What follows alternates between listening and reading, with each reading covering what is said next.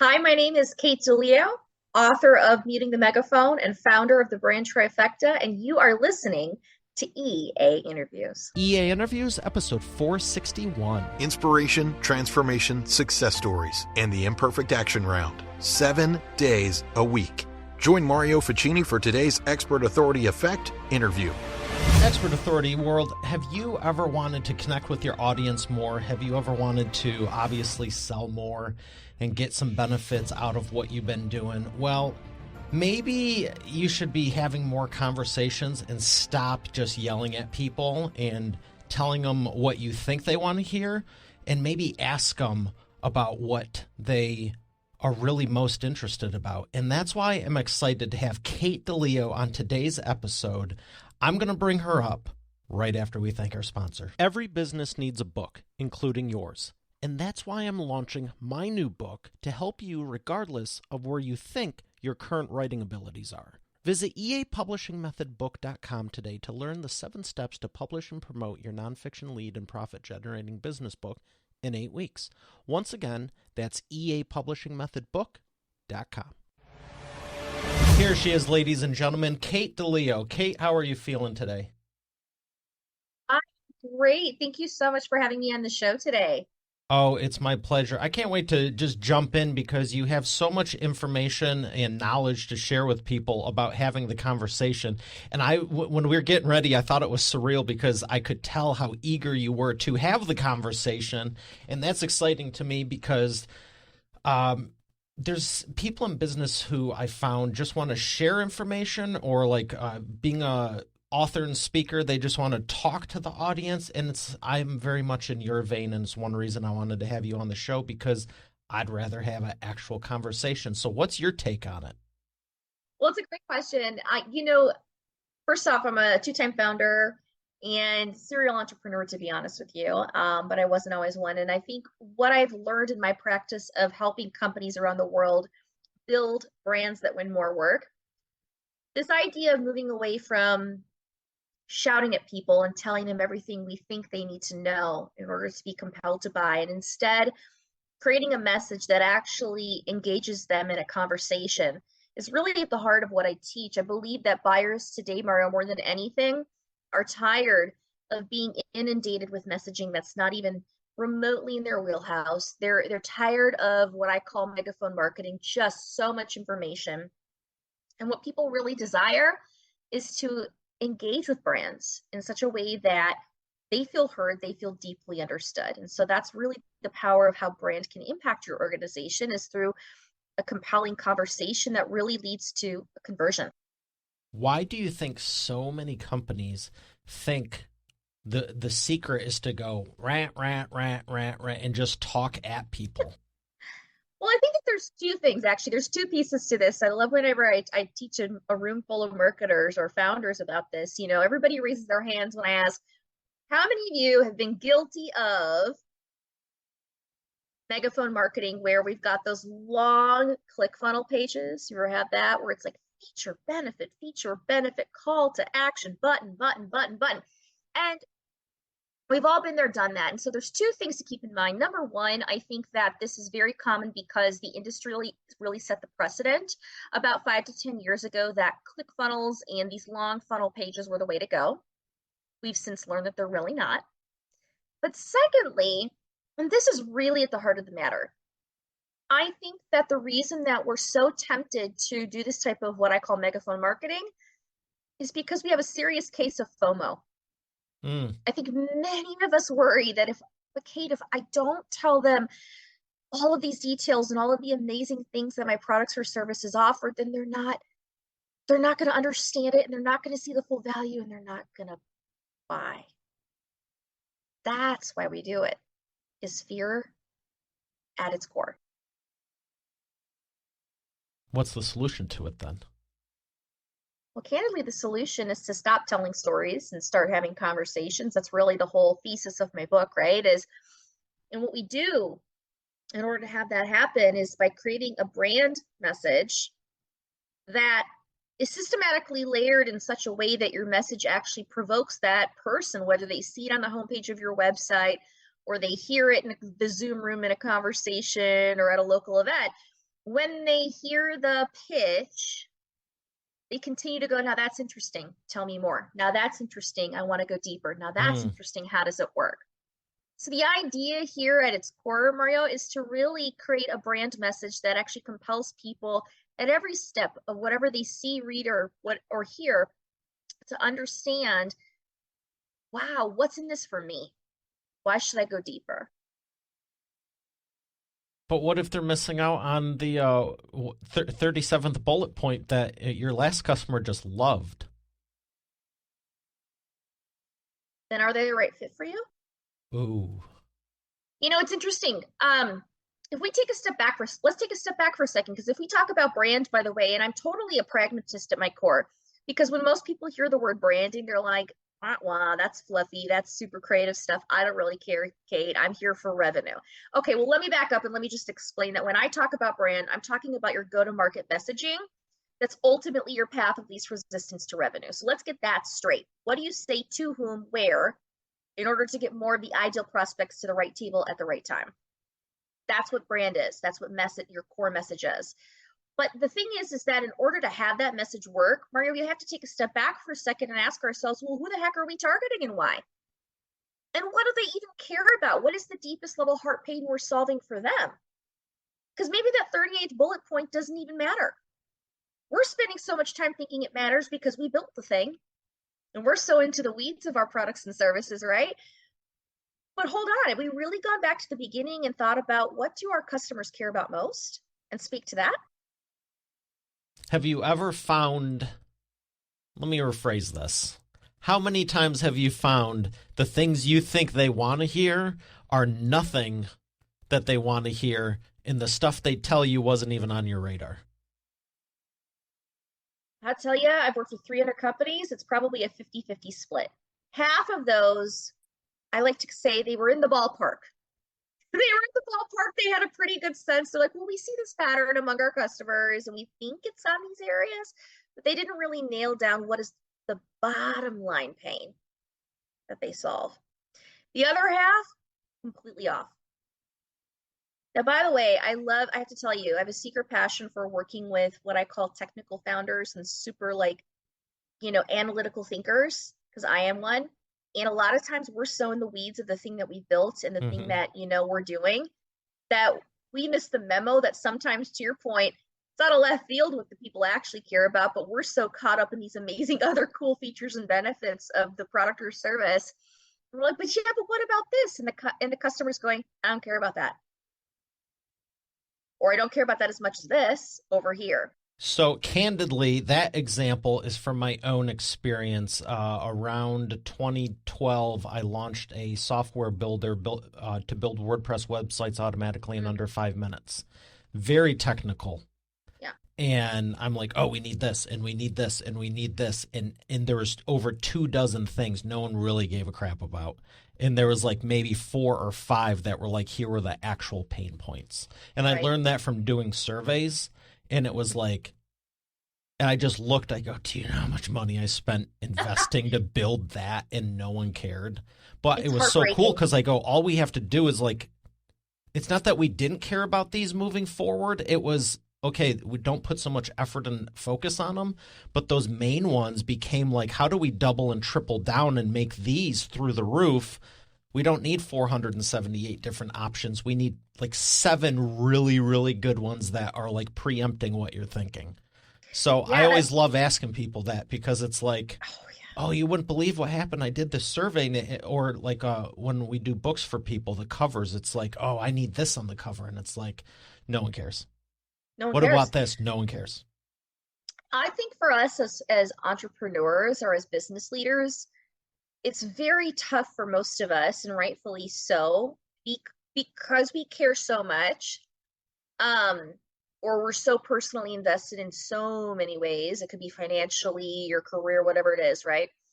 It's very hard for us to hold it loosely, Mm. a loose grip versus a tight grip. And that's one of the biggest lessons I've learned is, doing this for over 10 years, is how do I hold the product or the service offering that I deliver loosely enough to allow room for customer feedback, for that voice of the customer to come in and actually inform how I need to iterate and improve upon what I originally created. Because it's really in my best interest to continue to innovate based on true customer feedback, not from what I think the market's demanding, but actually feedback from prospects and customers live today. Yeah, and that's good because so many people, I would say so many business owners, entrepreneurs, they don't ever stop long enough to go, what should I be doing? It's just like, I saw this commercial, I saw this ad, I saw this thing, I listened to a thing. Maybe I ran into a funnel with a webinar and this, that, and it's like, I need all of this. And it's like, slow down. Did you follow up with your existing customers this week? Did you say thanks or give them a gift basket? Whatever. It's like, what's your thought on that? Do you think people are always searching for the shiny object, or do you think there are people that really are going, I just want to know what is a better way to go deeper with my existing clientele? I think at our core, we all hope and pray that the less is more approach truly could be a winning recipe for success for any business. And actually, I do believe that it can be. It's funny because whether I've served an independent solo entrepreneur, right, that came to me and said, I have a coaching business. I'm one person, Kate, all the way to very large midsize or enterprise company that's got thousands of employees and all the things. One of the most important questions we ask in the branding process, just like we ask, well, who are we going after and why, is, okay, well, let's say we defined the perfect buyer. The question then is, well, hang on a second, what rooms are those people already in? Digitally or in person?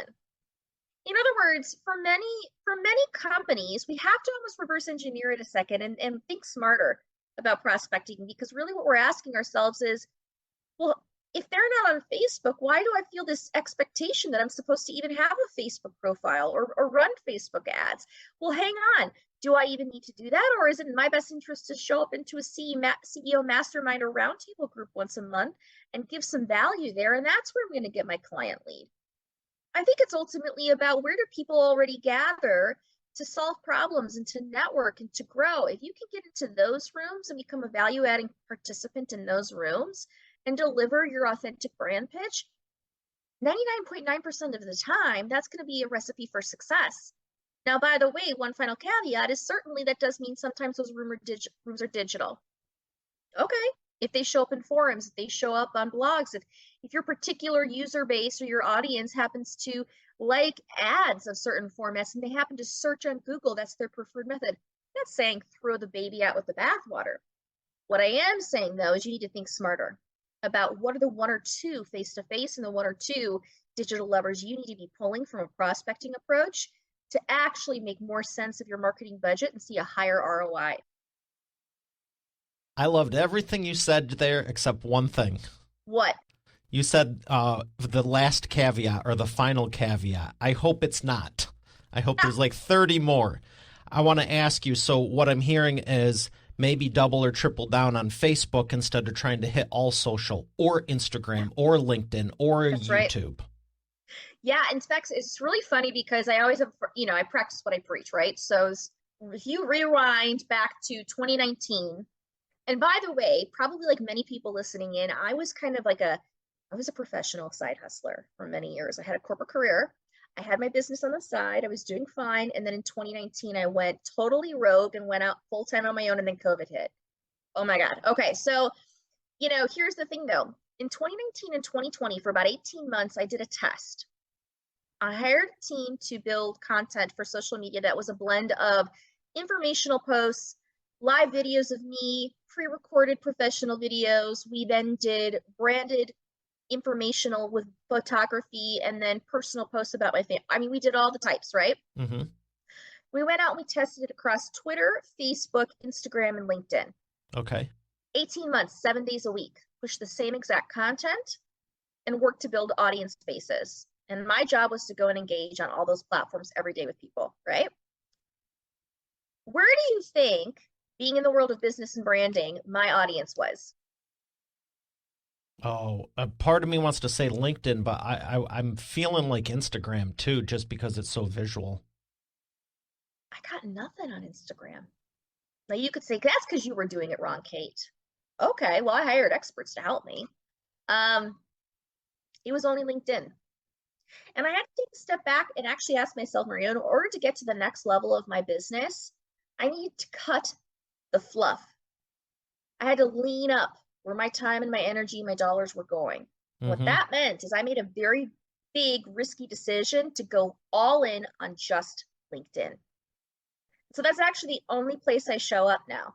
And it is proven to be one of the most successful things ever. I think my audience base like tripled within a few months when I made that decision.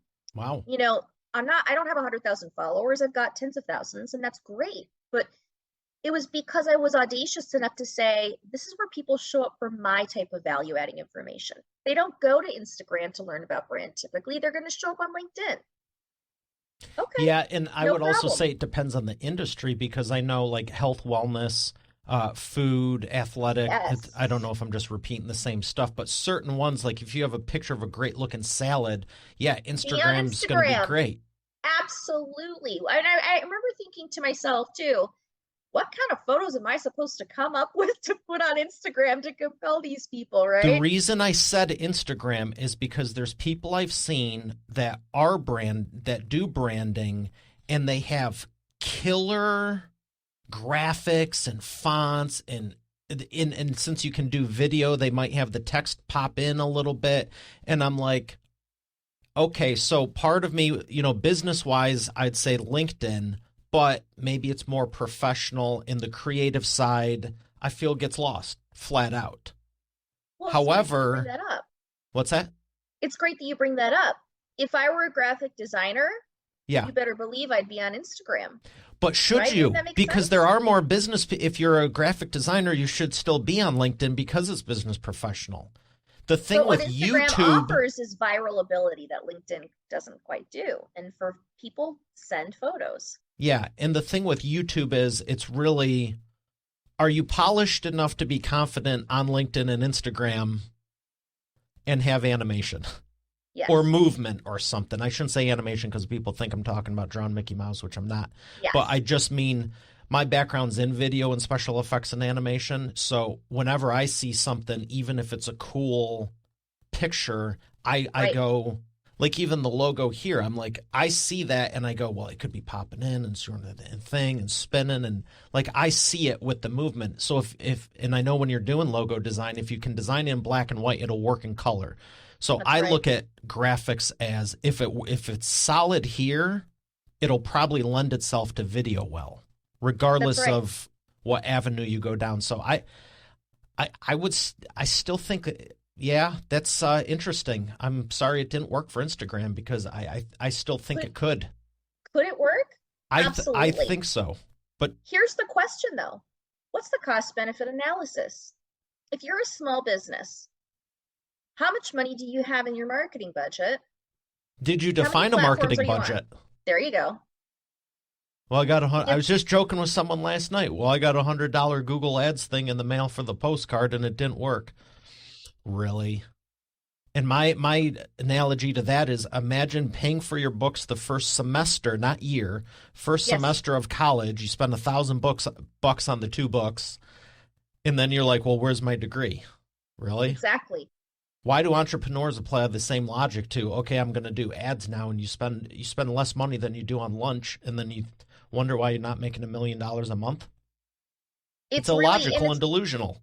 it's also kind of what I call like that, spray and pray approach. It's throwing spaghetti at the wall. It's not really taking a That's an Italian tactical. joke, isn't it? It is, totally Right? is. Yes.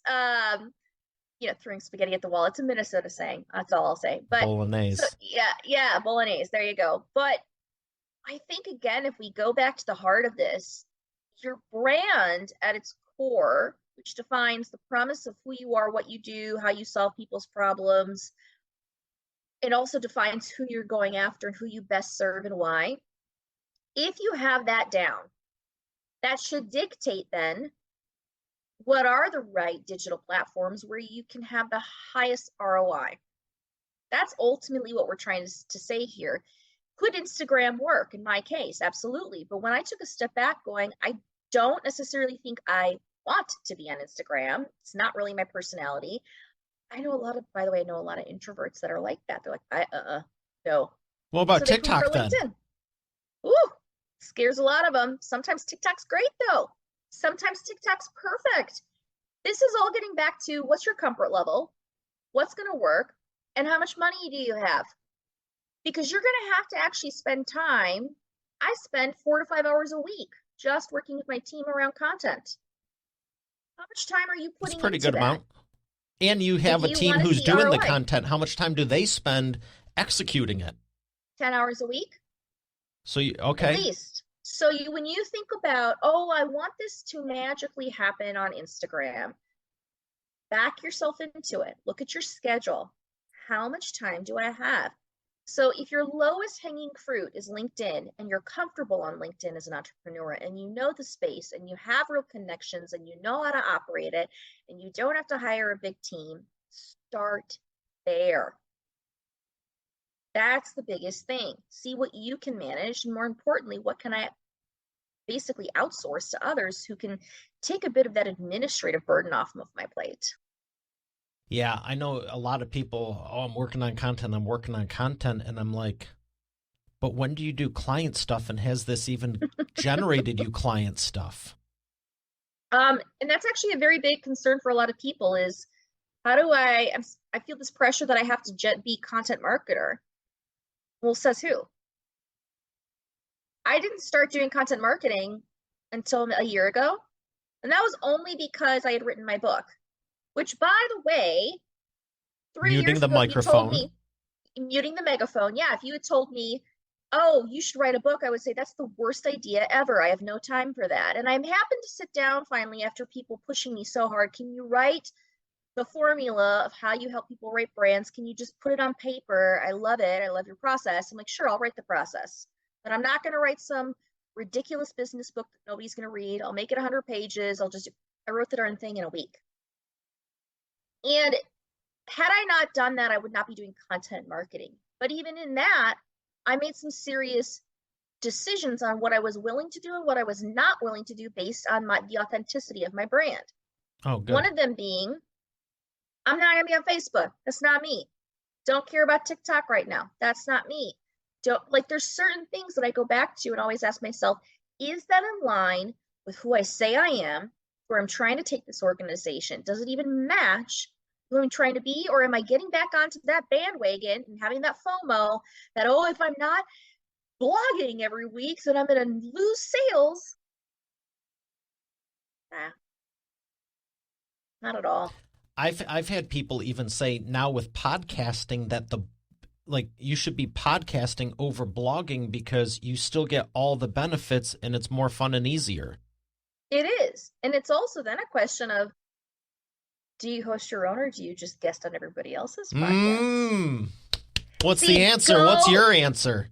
I'm never going to host a podcast, at least not for the next few years. Why? Why? Why do not? I say that?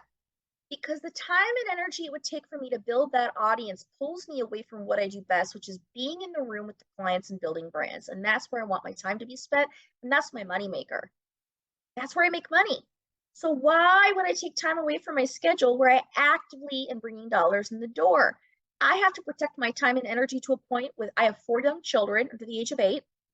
We have a big blended family. I only work from 8 a.m. to 3 p.m. and I'm growing, high 6-figure business. In order for me to continue down that path, no way am I going to put my efforts into anything that's going to pull me away from immediate ROI. Not at this stage. If I had a team, that might be a different discussion. Okay. If I had a larger marketing budget, that could be a different discussion. But again, it's the principle of go where the room already exists. If the audience already gathers over here, go there versus trying to compel them all to go over here. You're going to have a much easier time getting your message heard by showing up where everybody's already gathered versus trying to then go hunt them down, gather them, build the audience, build consistency, brand loyalty, and then try to deliver the same pitch over and over again. Do you see the difference? A lot more work. I do, but I could make a case for, say, since you're doing all the other stuff, this would only amplify it, and you don't need to go gung-ho full on with it. You can take that time instead of trying to do it in 6 to 12 months. You go, I'm going to do this in 24 to 36, and they'll work synergistically, growing each other. Because with what you're saying now about, and I totally get it. I've told my clients the same thing. Like, if this is your bandwidth and team, don't try to be pulling all this other stuff off. However, it's a bandwidth question. Yeah. When you're saying, I don't want to take away the time or energy now, if it's like savings money. If you never do it, if it's never a good time now, when is it going to be a good time? And you have to, I think of it like a screw. If you were to turn it sideways and you just slowly did it, because you will have a synergistic effect. And you're already doing what most people aren't. There's so many hosts that, and just for the record, no matter what you said, I have devil as advocate answers, because there's plenty of people that come on my show. They're hosts, but they don't do enough guesting, or they're guest and they don't host. And it's like, no matter what you do, there's something I'm going to poke at. But of course. But see, now you say, okay, they don't host enough. So let's talk about that. Do I want to host my own podcast? No. But do you know what I do? I teach. So I show up into accelerators globally, and I teach through tons of accelerator programs to teach workshops and helping these companies for free in the room where they experience me, where there's brand loyalty. That's my method. Anywhere I can show up and teach and have an actual conversation, I want to be there. I teach through at conferences around the world, through marketers and founders and SaaS leaders. That's where I show up. That's where I teach for up to 4 to 8 hours at a time. People are coming in for these master classes. That's awesome. To go very deep and wide. Well, why do I choose that? Because what I learned early on with my brand is that a 20 to 40 minute to an hour podcast can add some value to me, and I sometimes get leads. But where the magic really hits is when somebody's in the room actually applying principles hands-on to their brand. Absolutely. So my job is to find those rooms. That's my top priority. If I get into those places, that is far worth it, where I'm walking away with 2 to 5 clients every time I speak or teach. That's why I'm not worried about hosting my own podcast right now. Could it work? Sure. But what's my fastest sales cycle? What's the easiest buy? Who has the highest probability of turning into a highly qualified lead? Yeah, who's at a point of urgency? People you're in front of, you spend the day with anyone, of course. That's why events and masterminds are so effective, because it's like, oh, I get to know this person, and it's not just, oh, do I like them for a few minutes? Did they give information? It's like you actually get to know them. That's right. But it's also then you ask so this brings us to a good point though. What if podcasting could work for you? There's scenarios where hosting your own podcast can work. I think it depends also on the psychology of your buyer. My particular buyer likes hands-on tactical application. So the moment that they're in a room with me and they learn from me in 10 minutes, like, I love this lady, right? And they're going to want to talk to me. Okay. But what if your buyers aren't like that? What if your buyers prefer to just consume information? They're avid learners. They're more passive, but they listen, and they tend to consume a lot of data and details before they make any sort of intentional decision. Podcasting could be great then. But again, it's going back to who are you going after and why? Where do you need to reach them? And I love that you talk about that, and more importantly, know it.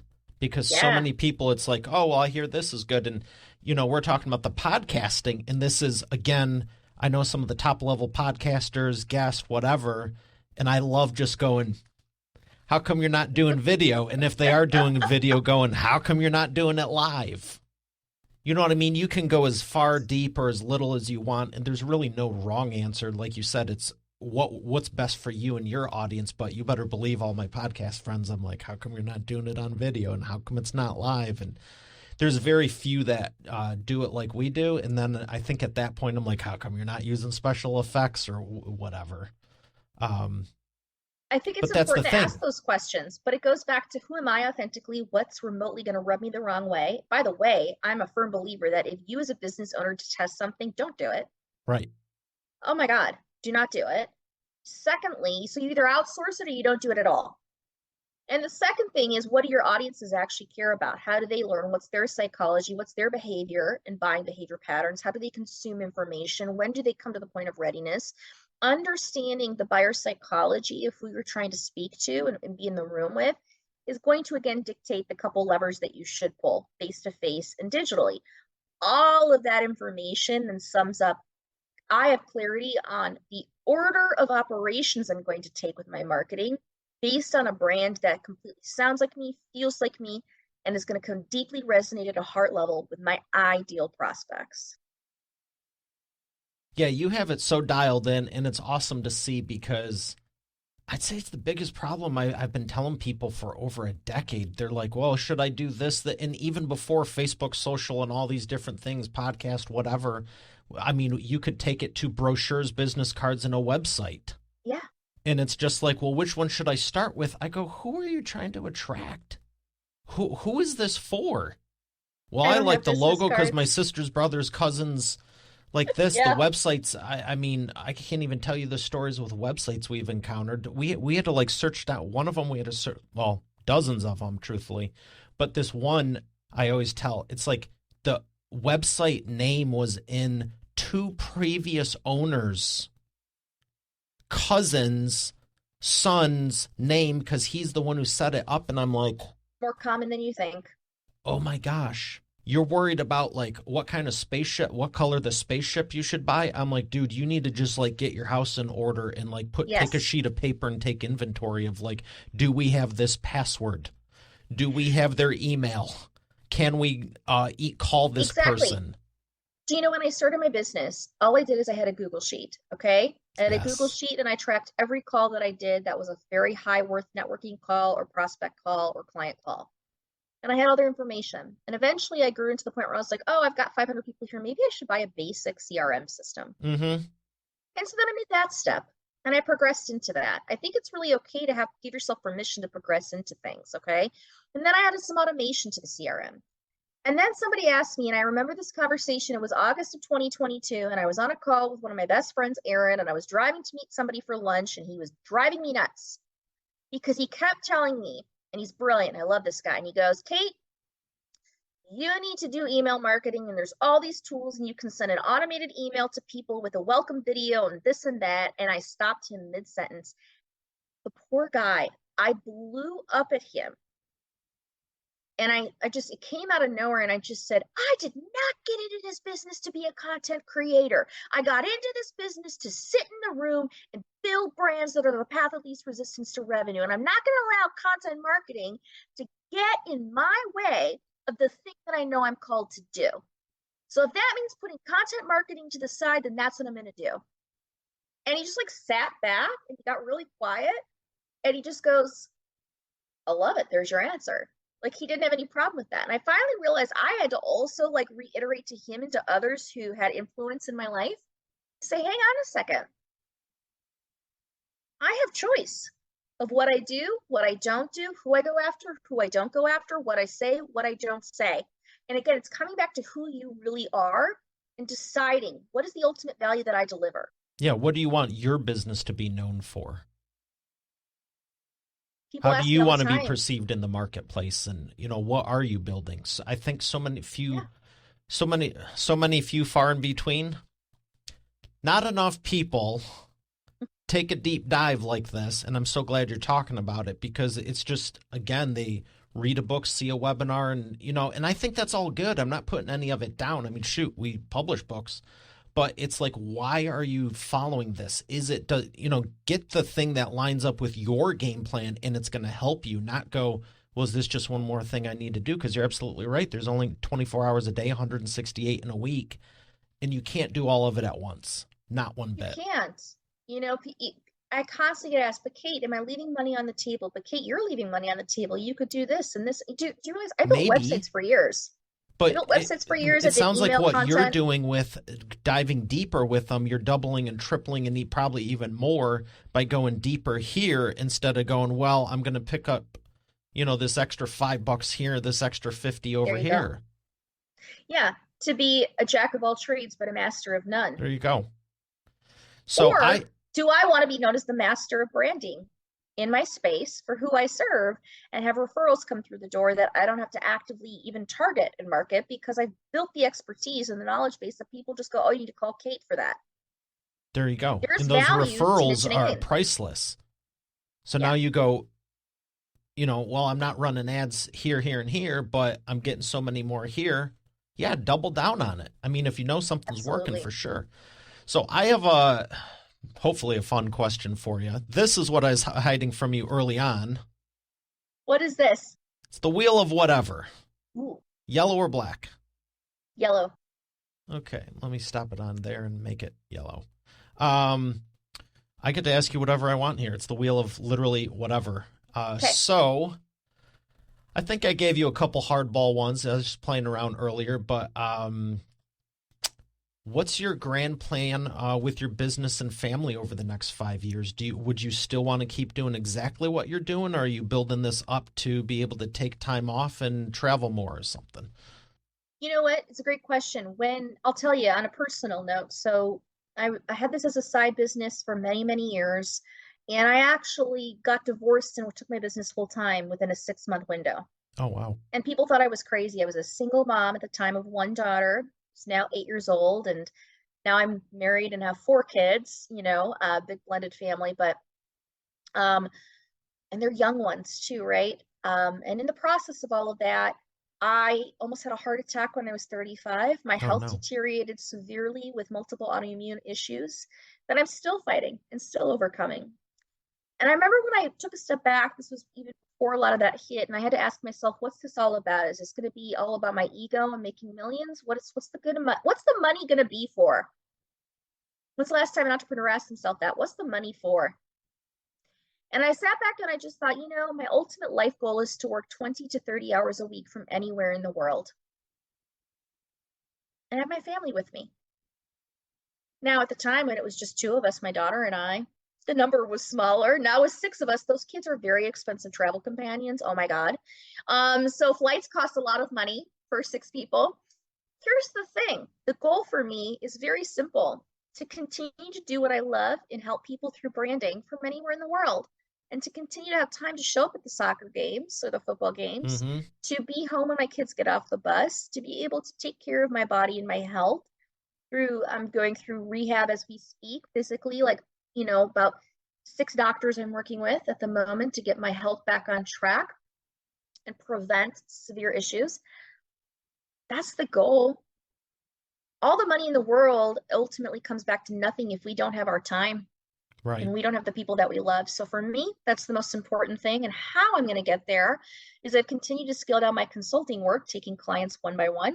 And I've now built a SaaS version of my consulting practice, which will launch in September of 2023.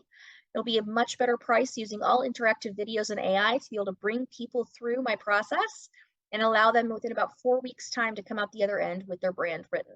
That's fantastic. So that's really what I'm up to at this point. I'm happy to hear that. I mean, it sounds like you're 100% honoring your goals and values and still getting to help. Thanks. Still getting to help people, but I'm hearing help even more people. Yes, and without compromise. Yeah, because that's always it. Am I leading my life from a place of desperation or invitation? Am I understanding how I can say no to the good things and say yes to the great? Yeah, it sounds like by invitation. Congratulations. We have to make powerful choices, and sometimes that means some sacrifice along the way as entrepreneurs. And you feel like you're going up a mountain 3-4 times before you get to the top. But you don't need to do it forever because it is worth it. It is. Yeah. Well, thank you for sharing that. I'm going to, we're going to thank the sponsor, and I'm going to come back with the imperfect action round. You've heard me say every business needs a book, including yours. And it's true. And that's why I'm launching my new book at eapublishingmethodbook.com, so you can learn the 7 steps to publish and promote your nonfiction lead and profit-generating business book in 8 weeks. But you know what? Don't take my word for it. Take it from a few of my authors, like Lori. And I went from having an idea and a possibility to actually getting my book published. Or Catherine. Thank you for making my mom #1 best-selling author. Or Mary Alice. What he got done for me in 3 days regarding my book launch, unmanageable. John Cody. I've worked with Mario over the phone and online, and he's been very helpful in getting me where I needed to go with promoting my books. Rocio. There's no way in the world I would have been able to do this with somebody else. Again, I've attempted it in the past. It didn't serve me. As a matter of fact, I ended up more frustrated than anything. So this has been a very seamless process. Adele. If you're looking for an amazing business coach, I highly recommend Mario Ficini. Or Bill Benner. I can't make a higher recommendation than to work with Mario Ficini. He has been great for me, and right now I won't work with anybody else except for Mario. Hey, their words, not mine. Visit eapublishingmethodbook.com to get your copy, and I look forward to hearing your transformation as our next video success story. Once again, that's eapublishingmethodbook.com. And we are back with the imperfect action round. Kate, are you ready to take imperfect action? Yes, sir. Let's do it. All right, 3 questions for you, rapid fire answers. The first one is, what is the fastest path to the cash? Building a brand that authentically speaks to the deepest problem you solve for your customers. Number 2, what is the biggest problem you see your prospects making and the fastest way for them to fix it? Trying to be everybody for everything. And the number one thing that they need to do is make a decision on who they are and make firm decisions on going after the few that are the right buyers. Love that. Number 3, my favorite. What is the best way to maximize customer lifetime value? Stay in your lane. Stay in your lane and do really good work. You're going to maximize the value there without trying to be everything for everybody. Love that. I've been telling people, I was just telling people yesterday, like double and triple down for sure. Yep. Both of us being authors, what books would you recommend to people? Well, I'd love it if you checked out mine. If you're curious on how to write a brand, specifically, you can take a look at my book, which is called Muting the Megaphone. It's available on Amazon. It's an international bestseller. It's only 100 pages. And it's the tactical principles of what we just covered. And I walk you through every single step of how to come out the other end with your message written very quickly. Other books that I highly recommend, actually, is you can also take a look at Donald Miller's Story Brand. Great book for you to understand at the principle of how do I shift the paradigm and make my customer the heart of everything that I'm about. And outside of that, there's a book that I love called Never Split the Difference. And it's one of the most profound books that I've ever read that really teaches us as entrepreneurs how to sit back and ask the right questions and speak to the right things that are going to get people compelled to want to have a conversation. Great recommendations. And congrats on your book. Thank you. Where would you like people to learn more? Honestly, you can check out my website for a ton of details, www.katedileo.com. That spelling will probably be in the show notes. The other place is if you are following Mario on LinkedIn, feel free to follow, connect with me on LinkedIn as well. If you've got a question after you listen today, please feel free to reach out, send me a personal message. I do respond to all of those. Would love to hear from you. Excellent. Well, Kate, it's been a pleasure. I wish we had more time, but thank you for sharing everything you did. Oh, thank you so much for having me, Mario. It's been a blast. All right, Expert Authority World, we have another great episode here today. I'll see you on the next one. Have a great day, and God bless. You're already the expert, but have you transformed your expertise into a tangible asset that will generate qualified leads while increasing profit for you 24/7? And if so, how well are you promoting it? With my new book, The Expert Authority Effect Publishing Method, I take you through my process step by step. Visit eapublishingmethodbook.com today to learn the 7 steps to publish and promote your nonfiction lead and profit-generating business book in 8 weeks. Visit eapublishingmethodbook.com to get started now. Once again, that's eapublishingmethodbook.com. Thanks for listening to today's episode. I would love to know what you enjoyed most from it. If you haven't done so already, I invite you to connect with me on my new LinkedIn. You can go to it directly at eainterviews.com/LinkedIn. Once again, that's eainterviews.com/LinkedIn.